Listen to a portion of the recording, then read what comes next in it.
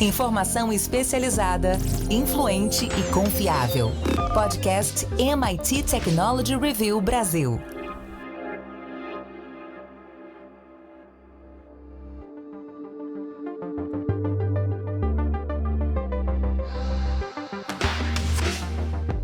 Olá, sou André Lisser e esse é mais um podcast da MIT Technology Review Brasil. Hoje eu, Rafael Coimbra e Carlos Aros vamos falar sobre os deepfakes da Taylor Swift e refletir sobre os impactos dessas manipulações em nossa sociedade. Mas antes de começar, como sempre, quero lembrar que esse podcast é um oferecimento do SAIS, líder em analytics, e também fazer aquele convite tradicional para você entrar para a nossa comunidade lá em www.mittechreview.com.br/assine. Rafa Coimbra, o que aconteceu com a Taylor Swift e como você acha que isso pode afetar a nossa percepção da realidade?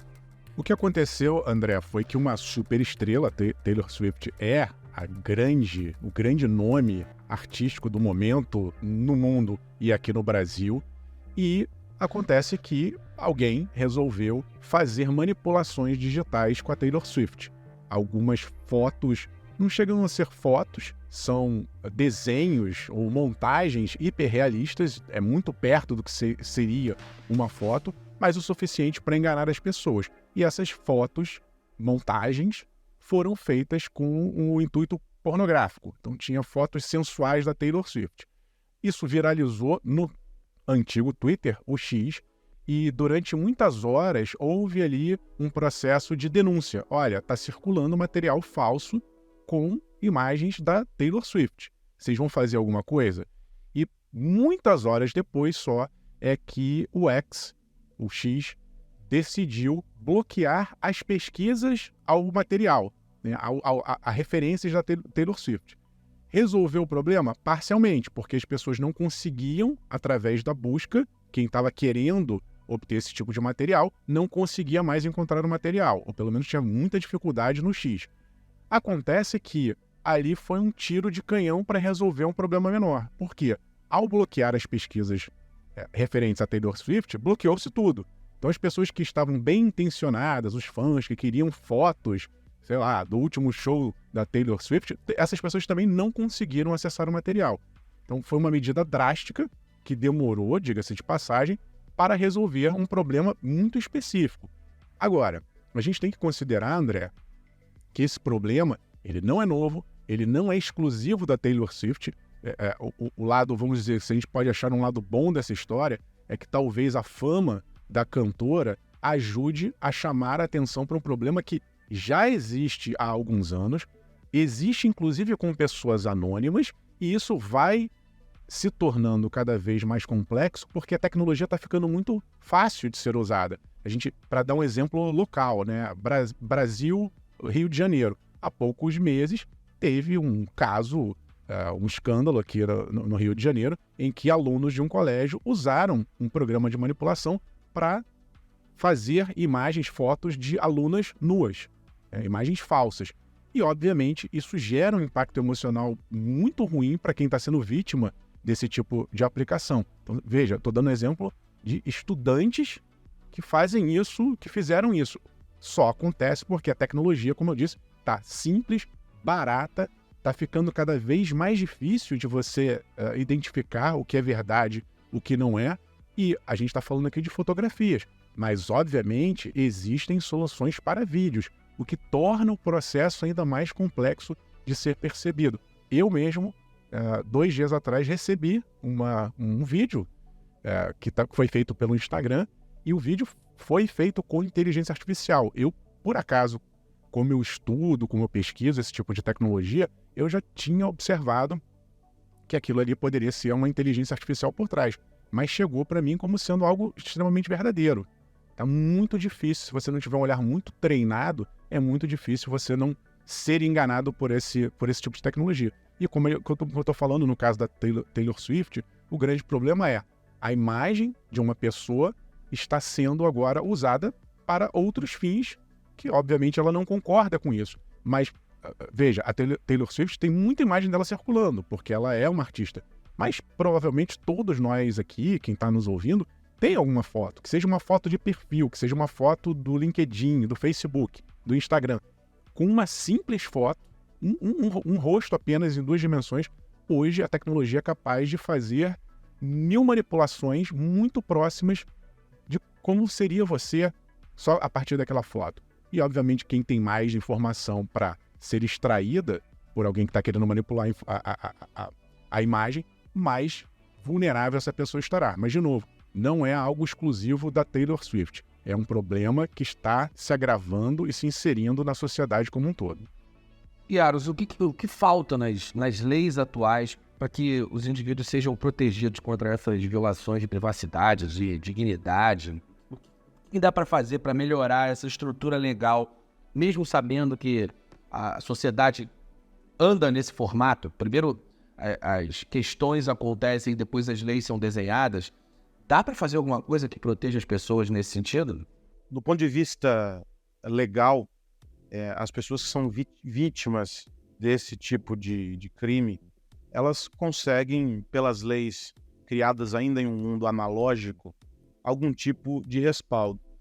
O grande ponto é que o legislador, e aí essa figura, o legislador, aqui a gente vai entender como vários legisladores no mundo todo, ainda estão tateando para entender de que maneira contemplar a multiplicidade de possibilidades relacionadas à inteligência artificial para construir isso de maneira organizada em um conjunto de regras, em um conjunto de leis que deem conta desse tema, que é carregado de subtemas e subtópicos. Aqui no Brasil, por exemplo, o projeto de lei que propõe seu ponto de partida para essas reflexões é um projeto de lei do presidente do Senado, inclusive, do senador Rodrigo Pacheco, que é um texto bem interessante, que coloca algumas premissas para a regulação de IA.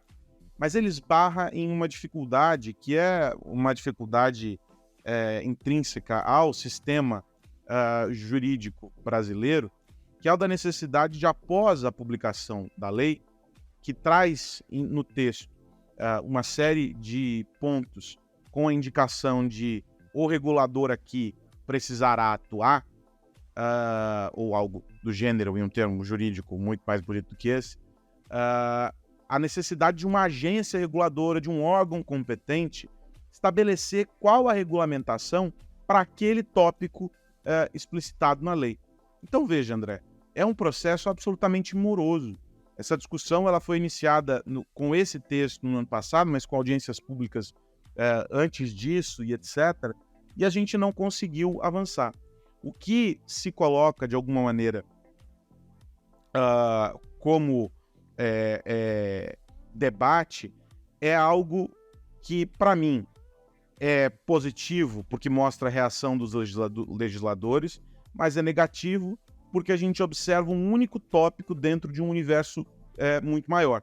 Esse caso citado aqui da Taylor Swift suscitou um debate importante em nível federal nos Estados Unidos, movendo os senadores, movendo os legisladores, de maneira geral, lá, a criarem o que ficou chamado como Lei de Prevenção de Deepfakes de Imagens Íntimas. Ou seja, um afunilamento, algo que pega a inteligência artificial como um todo, exclui o resto e foca só na aplicação para o caso específico de deepfake em imagens íntimas. Veja, não é a deepfake num contexto amplo. Ela versa sobre os casos específicos em que existe a sexualização e a exposição da intimidade. Então, os legisladores vão encontrando caminhos e tateando essa questão para responder a esses episódios que se colocam como urgentes. E a questão macro, a grande discussão conceitual sobre o tema, ela acaba ficando lateral, ela é marginal dentro do todo.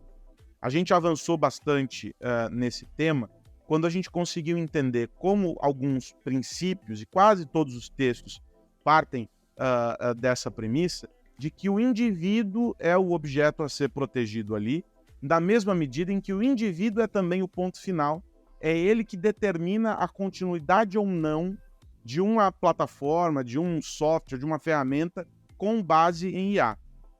O texto aqui no Brasil é muito claro ao dizer que é preciso ter a responsabilidade de um humano para decidir sobre situações limites dentro do contexto da utilização da IA. Ou seja, no fim, a máquina precisa ter alguém atrás dela para conseguir, no mínimo, apertar o botão do pânico ou puxar o fio da tomada e desligar tudo. Mas a gente não conseguiu atacar, André, a todas as dimensões. Eu não sei se foi na semana passada, eu e o Rafa citamos esse caso aqui, e não sei se foi na semana passada que eu lembrei do episódio que envolveu, aqui no Brasil, a primeira discussão do TSE sobre notícias falsas. Então, o TSE se reuniu para discutir notícias falsas. Essa discussão sobre notícias falsas virou basicamente um encontro anual. Toda vez há reuniões, eles querem tratar sobre o tema e eles discutem o objeto à luz de algo que está acontecendo naquele momento. Mas o grande tema e a grande discussão sobre o papel das plataformas, o papel da sociedade, o papel dos veículos de imprensa, enfim, cada um com suas responsabilidades, isso se perde, porque há sempre um objeto novo. Nessa eleição agora é o uso de inteligência artificial. Então, já não se fala mais tanto em notícias falsas, mas o prejuízo do uso da inteligência artificial. E aí a gente não avança, porque a gente fica olhando pontos focais, questões muito específicas, que vão se transformar, vão mudar muito rapidamente. E a gente não olha a premissa delas. Então, acho que esse é um grande risco dentro desse contexto, e por isso as leis não conseguem dar conta desse todo. E, Rafa, você fala sobre esse ser um risco que todos correm, mas quais são, nas suas opiniões, as implicações sociais do uso de imagens de celebridades nesse contexto? E também, por outro lado, qual o papel dessas figuras públicas que são influentes, como, imagina, Taylor Swift, na luta contra a disseminação de deepfakes? Essas celebridades, André, elas precisam ser vozes ativas no combate a esse tipo de tecnologia usada para o mal, né? Lembrando que dá para usar IA generativa em imagens para o bem. A grande questão aqui estão tirando o propósito que esses artistas, né, no caso da Taylor Swift, o que ela gostaria que se fizesse com a imagem dela. Então, é preciso que essas pessoas, principalmente celebridades, vou incluir aqui também, por exemplo, políticos, autoridades, o dano causado à imagem dessas pessoas é um dano também financeiro. Imagina, a gente teve aqui, tem no Brasil e no mundo, casos de deepfakes com celebridades fazendo propagandas falsas. Então, a propaganda que aquela pessoa poderia estar recebendo com a imagem real dela, justamente por uma ação publicitária, alguém está usando aquela imagem e ganhando dinheiro em cima da celebridade. Então, acho que quando a gente toca na parte econômica é algo também importante, porque a Taylor Swift, o Aro estava falando agora de legislação, a Taylor Swift provavelmente tem bons advogados que custam muito caro e que vão adotar as medidas necessárias. A mesma coisa para outras celebridades no Brasil e no mundo. E uma pessoa que não tem esse dinheiro, que não tem o poder de mexer com a estrutura legal para que se diminua pelo menos esse impacto. Isso é uma coisa. A outra é, mesmo no caso de uma pessoa muito poderosa, mesmo no caso dos melhores advogados do mundo, uma vez que o estrago é feito, a recuperação não é no mesmo nível. As pessoas que têm suas imagens maculadas por algum motivo em função dessas manipulações, elas podem, em questão de segundos, serem completamente canceladas, perderem contratos. Afinal de contas, hoje o mundo tem essa relação muito forte entre influência, vamos chamar, celebridade basicamente na prática, um influenciador digital, querendo ou não. Então, muitas dessas pessoas vivem de contratos publicitários, de patrocínios, e isso vai, obviamente, atingir economicamente as celebridades. Então, eu acho, André, que é importante que essas pessoas se posicionem, que elas façam uma espécie de uma aliança e pressionem as grandes empresas de tecnologia a atuarem na prevenção.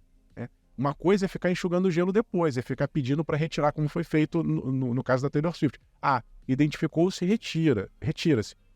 Mas será que a gente não consegue fazer um trabalho preventivo? Será que não existem tecnologias capazes de, somadas, fazerem algum tipo ali de contenção prévia? Por exemplo, algumas empresas já trabalham com algum tipo de marca d'água. Só que essas tecnologias hoje estão pulverizadas. Você tem uma empresa A que usa uma determinada tecnologia, a B usa outra tecnologia, não tem ali um consenso. A mesma coisa vale para as plataformas como um todo. Se você pode retirar o conteúdo da Taylor Swift do X, mas talvez esteja rolando, sei lá, no Instagram ou no YouTube. São empresas diferentes. E seria muito importante, na minha avaliação, que essas grandes plataformas por onde hoje passam esses conteúdos, a verdade é essa, claro, sempre vai ter ali alguém que vai dizer, mas vai passar no WhatsApp, é criptografado de ponta a ponta, não tem como evitar. Mas se a gente pegar as plataformas mesmo que controlam essa entrada e saída de conteúdo, e se houvesse ali uma espécie de uma aliança e que fizesse uma barreira de contenção digital prévia, usando marca d'água, usando inteligência artificial, usando o que tiver de recurso, isso por si só já ajudaria muito a evitar esse tipo de problema.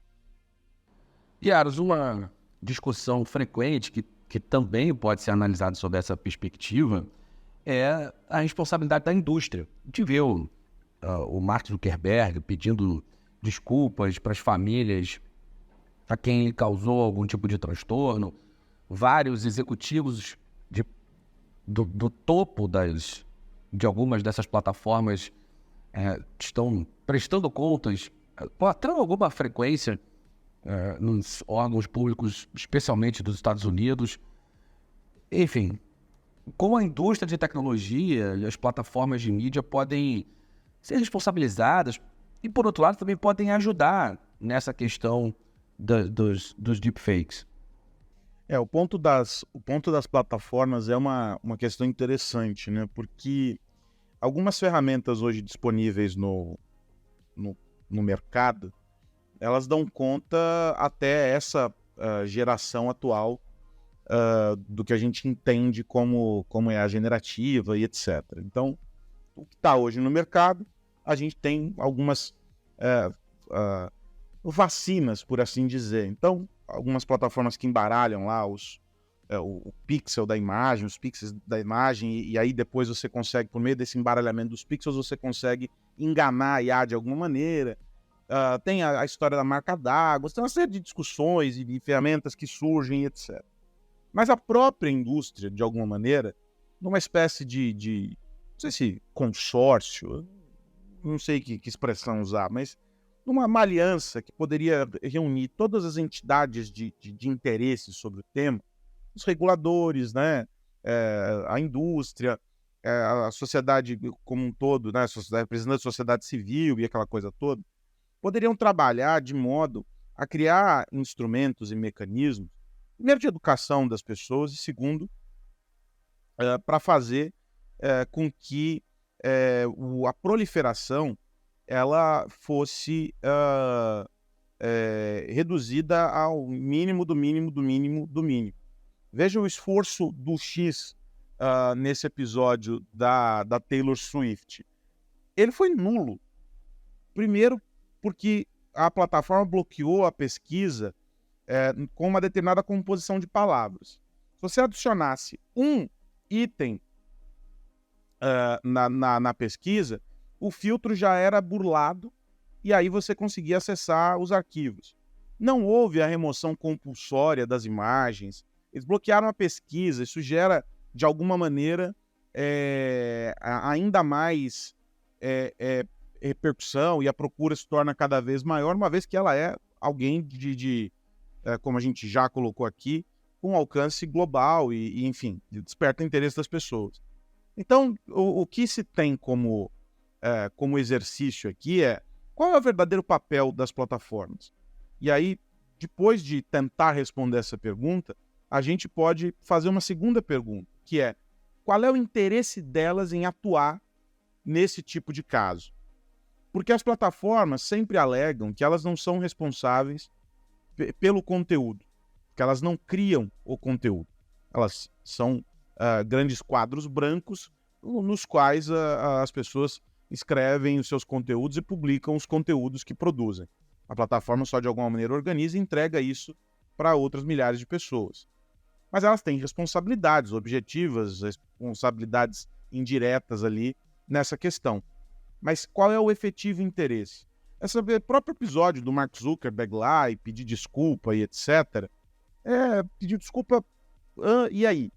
O que isso mudou? O que efetivamente a Meta fez para reduzir o impacto? Ela criou um filtro para impedir que os jovens que se denominam com uma determinada idade o acessem. Quem garante que o cara não está burlando isso? Ela colocou, para reduzir a dependência da rede, ela foi lá e colocou o contador de tempo que você passa dentro da plataforma. Isso não soluciona a questão. A questão está no próprio algoritmo, na construção disso, o quanto as plataformas privilegiam esse tipo de conteúdo porque elas querem que as pessoas cada vez mais estejam ali. Então, o exercício dessa construção de uma espécie de aliança com o foco em entender o que é risco e o que está efetivamente vitimando as pessoas é talvez um caminho, no mínimo, razoável para que a gente consiga amadurecer essa história. Não é um esforço que só o regulador vai conseguir. É utópico a gente achar que uma lei foi publicada que a gente vai conseguir uma transformação profunda. Vejam aqui no Brasil, na Europa, as leis de proteção de dados. É preciso um esforço muito maior do que toda a jornada para elaboração, para efetiva aprovação daquele conjunto de leis, para que elas se cumpram. É preciso um entendimento do macro, é preciso uma série de adaptações. A sociedade, a indústria, a sociedade, as pessoas precisam se moldar em torno daquilo. E no caso da deepfake, começa com o exercício do que é uma brincadeirinha, do que é inofensivo, até que as pessoas começam a perceber que o controle foi perdido. E aí já não há muito o que se fazer. Mas as plataformas teriam como, de alguma maneira, se posicionar e oferecer insumos para que esse esforço do regulador, dos agentes que estão tentando mitigar o impacto sobre as pessoas, etc., tivessem um resultado muito mais efetivo. Eu entendo que hoje não há interesse algum das plataformas para resolver essa questão da maneira como ela deveria ser resolvida. Se houvesse, por exemplo, o X teria sido muito mais eficiente, muito mais efetivo para resolver a questão. E aí a resposta, né? Mas por que você acha isso? Para mim é simples. Quando eles querem remover algum tipo de conteúdo, eles vão lá e removem, de uma vez só. Eles não ficam criando barreiras para que isso aconteça. A gente assistiu isso ao longo dos últimos anos nas plataformas da Meta, a gente assistiu isso nas plataformas do Google, a gente assistiu isso no finado Twitter, agora X. Ou seja, quando querem fazer, é possível de ser feito. Me parece, portanto, que não há tanta vontade assim, André. Faz sentido, Carlos Aros. Eu concordo, é um desafio e também muito difícil estabelecer uma estrutura padrão de comportamento, uma regra, porque, claro, em alguns casos isso é muito óbvio, mas em outros casos a gente vai encontrar aquela zona cinza de conteúdos, expandindo um pouco a questão, pensando em como as redes sociais podem trabalhar para reprimir a disseminação de conteúdos em geral. Quando a gente fala desse tema, é um negócio mais simples e como você falou, se eles quisessem, removeriam instantaneamente qualquer tipo de conteúdo nesse sentido. As marcas d'água, como o Coimbra trouxe, também ainda estão longe de um consenso, e a indústria sempre briga por padrões, porque a definição de padrão representa influência. Cada empresa fica tentando impor o seu, porque isso a torna mais importante nesse sentido do que as demais. Então, também há uma longa jornada pela frente nesse aspecto. Acho que a gente ainda vai discutir bastante isso por aqui. Momento Data Insights, apresentado por InterSystems.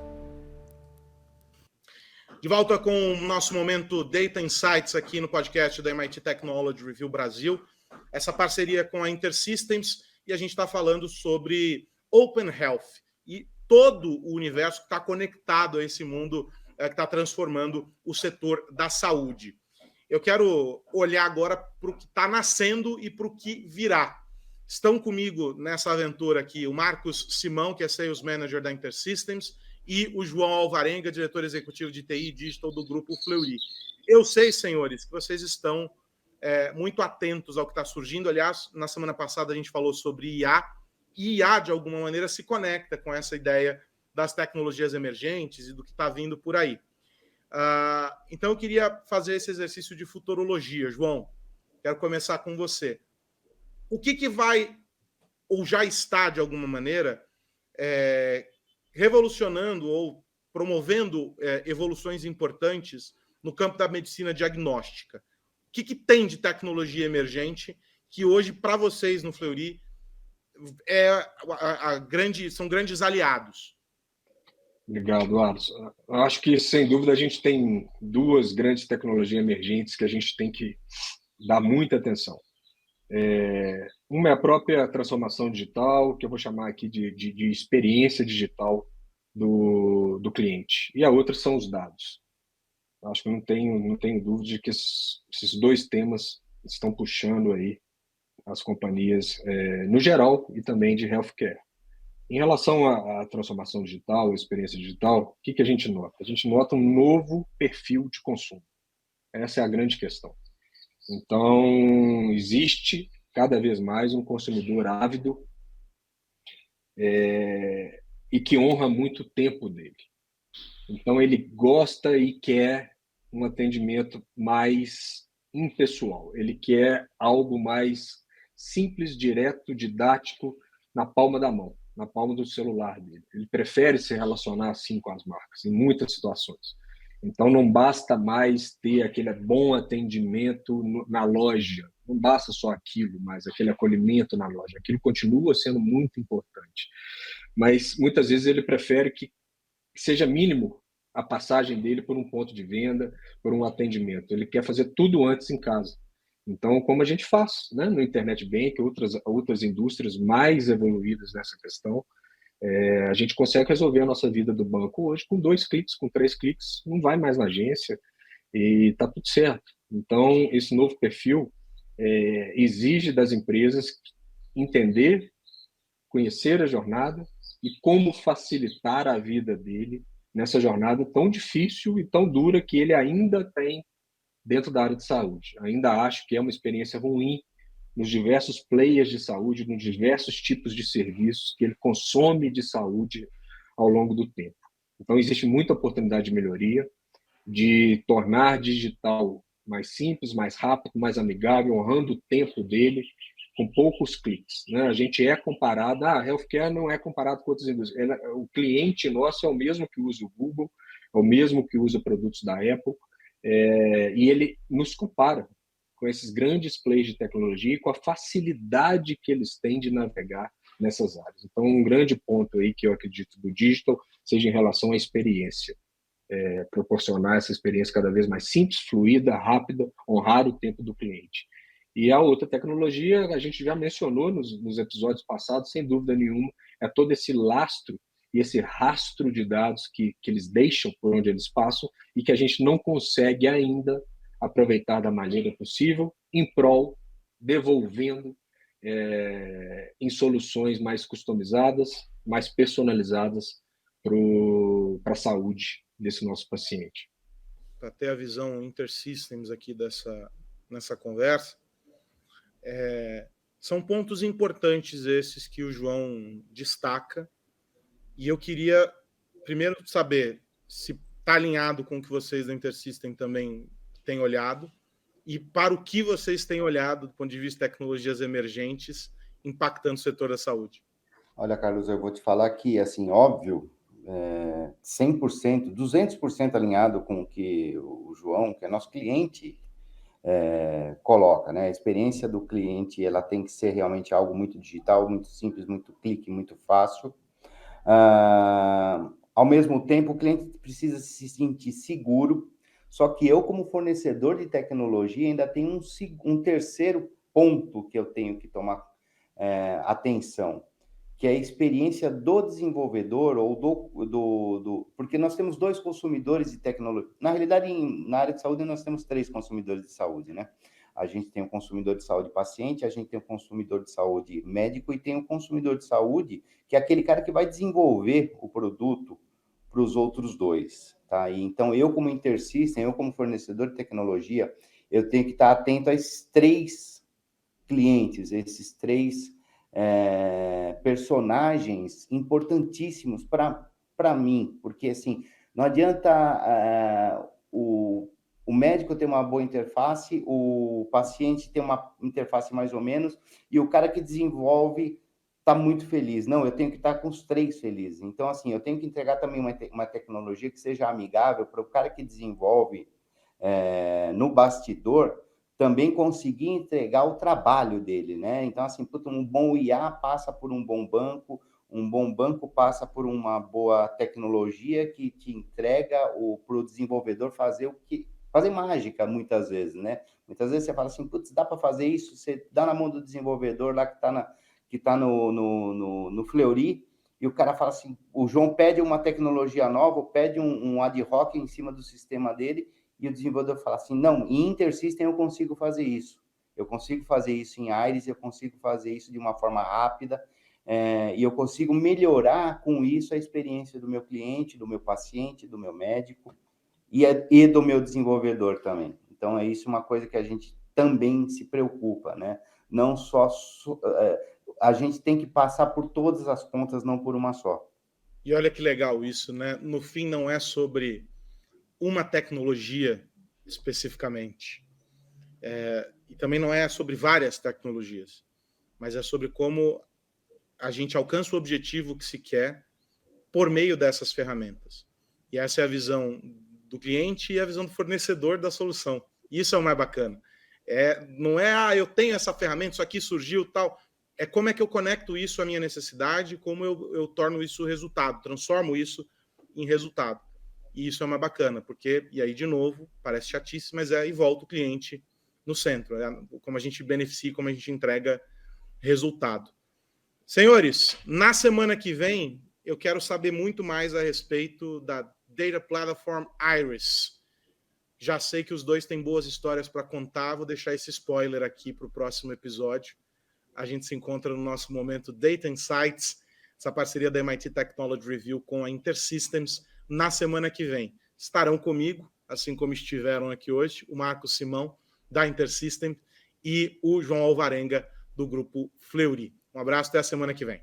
Até a semana que vem. Um abraço. Momento Data Insights, apresentado por InterSystems. O que mais você precisa saber? A gente vira a chave. E aí, Rafa Coimbra, eu te pergunto no que você vai ficar de olho essa semana. Tô de olho, André, nos próximos passos das Big Techs em 2024, porque acabaram de sair os resultados do último trimestre de 2023. E a gente volta e meia acha que as Big Techs estão tendo algum problema, de vez em quando a gente fala aí das demissões.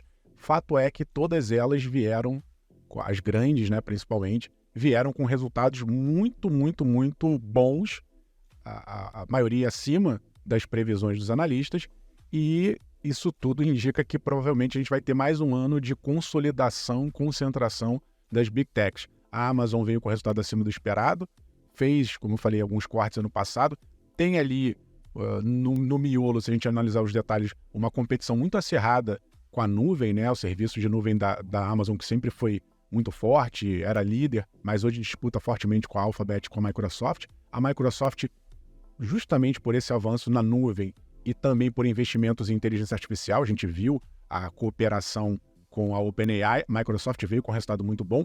A Meta chamou atenção porque pela primeira vez a empresa vai pagar dividendos aos acionistas. A empresa, desde que fez a IPO, não tinha distribuído os seus lucros, mas veio também com uma pegada muito forte de inteligência artificial aliada a anúncios digitais, fazendo com que o resultado tivesse sido muito bom e pagando agora dividendos pela primeira vez. Quem diria que a Meta um dia fosse fazer isso? A gente achando aí que Facebook já era coisa do passado. Nananina não, continua fortíssimo. E o último dado que me chama a atenção foi o da Apple. Também veio com vendas boas, mas a Apple está tendo problemas na China, né? Aquela briga comercial, geopolítica, China e Estados Unidos tem feito com que a empresa perdesse um pouco de mercado na China. A gente sabe que a China é um mercado gigantesco, então qualquer ponteirinho que mexe ali para baixo causa impacto. Ainda assim, a Apple conseguiu ter um bom resultado e a aposta agora, né, acabou de ser lançado para venda nas lojas o Vision Pro, a grande aposta da companhia. Vamos ver se ela consegue, com essa novidade aí da computação espacial, recuperar um pouco do que ela perdeu com a venda de iPhones na China. Você, Carlos Aros. Eu queria destacar, André, uma entrevista que foi concedida ao jornal Folha de São Paulo, na linha do que nós falávamos agora sobre a responsabilidade das plataformas e esse pedido de desculpas do Mark Zuckerberg. O Ian Drennan, que é diretor executivo da WeProtect, que é uma entidade internacional que faz o acompanhamento desses casos de violência, enfim, dentro do ambiente digital. Ele traz alguns números interessantes sobre os casos de violência sexual e violência psíquica contra crianças e adolescentes no ambiente digital. E é interessante que, acompanhando, não é, o mergulho profundo no ambiente digital ao longo dos últimos anos, no período entre 2019 e 2022, o crescimento desses casos foi de 87%. E aí esses dados eles são cruzados com dados do Unicef, com dados de um braço da ONU também, de violência contra as crianças e etc. E fala sobre o papel das empresas, e aí por isso que essa entrevista me chama a atenção, quando ele diz sobre conformidade. Ele fala sobre a transparência e o papel das empresas na manutenção de políticas claras para proteger as crianças dentro desse ambiente. Se a gente for levar em conta que os dados com outros objetivos, mas tendo como alvo também os idosos como outro grupo vulnerável dentro do ambiente digital, a gente tem aqui o entendimento de que é preciso, por parte das plataformas, estabelecer, não só porque existem leis, né, há uma legislação regional, há uma lei em cada país que contempla o caso das crianças, mas entendendo que há uma vulnerabilidade ali e que a gente ainda não é capaz de medir os efeitos sobre o desenvolvimento psicológico, né, o desenvolvimento dessas crianças dentro dessa permanência e por causa dessa permanência no ambiente digital. E aqui a gente está falando de tudo, a gente está falando desde a exposição a cenas de sexualização até o cyberbullying e outros tipos de violências que são cometidas contra as crianças. Entra no pacote disso que nós estávamos conversando aqui, né, as imagens sintéticas, mas entra também o quanto as crianças se isolam dentro desse universo, e aí entra o papel dos pais, porque elas se isolam dentro desse universo, passam a se relacionar com pessoas que a gente desconhece. Então, a Meta anunciou no começo do ano algumas restrições que imporia acesso a determinados conteúdos por crianças para protegê-las. O Mark Zuckerberg foi lá no Senado e pediu desculpas às famílias e etc. Mas o grande ponto não é uma ação isolada. É preciso observar isso de maneira mais ampla e, de novo, em associação a todas as... como uma associação, todas as empresas conectadas e atuando dessa forma. As crianças são, de fato, um grupo muito vulnerável.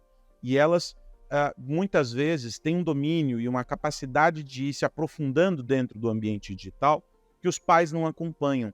E aí a gente vê episódios como de crimes cometidos lá por meio de plataformas como o Discord e etc. As plataformas precisam criar mecanismos para uma rede de proteção mais efetiva para as crianças. E do outro lado, os pais precisam entender que os dispositivos, a tecnologia, não devem servir como um escapismo. Vem aqui, usa essa tela e tá tudo bem, ele não está aborrecendo porque ele está aqui no computador. Mas o que é que está sendo feito ali? Que tipo de serviço está sendo acessado? Há uma série de filtros para você poder entender que páginas estão sendo navegadas, que aplicativos podem ser usados. E isso não é censura, não é excesso de zelo. É um cuidado necessário para a proteção da criança, porque os crimes acontecem e eles têm crescido cada vez mais.